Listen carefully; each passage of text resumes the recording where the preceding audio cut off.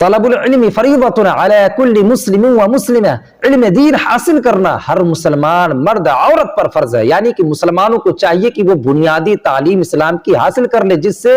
حرام اور حلال میں تمیز اور فرق پیدا کر سکے، جائز کیا ہے ناجائز کیا ہے اس کو اچھی طرح سے سمجھ سکے۔ لیکن قوم مسلم پر افسوس ہوتا ہے کہ آج مسلمان اپنے بچوں کو ماڈرن ایجوکیشن دلوانے کے چکر میں پاگل ہو گئے ہیں، ہزاروں لاکھوں کروڑوں خرچ کرتے ہیں اپنے بچوں کو ماڈرن ایجوکیشن دلوانے کے لیے، یہاں تک کہ اپنے کھیت کو بھی بیچ دیتے ہیں، گھر کو بھی گروی رکھ دیتے ہیں اپنے بچوں کو ماڈرن ایجوکیشن حاصل کروانے کے لیے، لیکن اپنے بچوں کو یہ لوگ دین کی طرف مائل نہیں کر رہے ہیں۔ افسوس اس بات کا ہوتا ہے کہ یہ لوگ کروڑوں خرچ کرتے ہیں ماڈرن ایجوکیشن دلوانے کے لیے، لیکن یہ لوگ 10 منٹ اپنے بچوں کو مدرسے میں نہیں بھیجتے کہ جاؤ بیٹا قرآن کی تعلیم بھی حاصل کر لو، چونکہ یہ قرآن کی تعلیم سب سے اہم تعلیم ہے، سب سے ضروری تعلیم ہے۔ ایسا ان لوگوں کے اندر خیال سوچ فکر پیدا ہی نہیں ہو رہی ہے۔ قوم مسلم یہی سوچ رہے ہیں کہ میرا بچہ جب ماڈرن ایجوکیشن حاصل کرے گا تو اس کے اندر جو ہے رسپیکٹ والی زندگی آ جائے گی،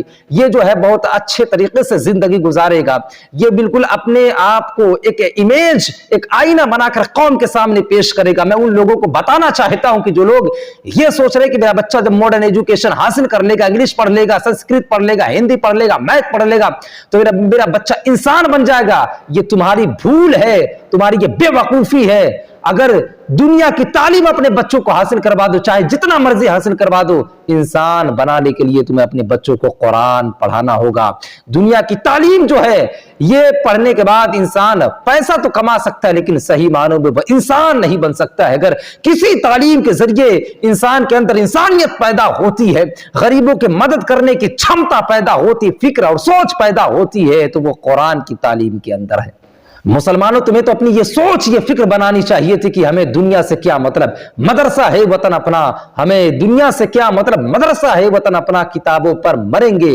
ورق ہوگا کفن اپنا۔ لیکن آج تم نے اپنے خیال کو، اپنی سوچ کو، اپنی فکر کو بدل ڈالا ہے، زمانے کے کلچر کو تم نے اپنا لیا ہے، زمانے کے کلچر کو اپنا تم نے زیور بنا لیا ہے، زمانے کے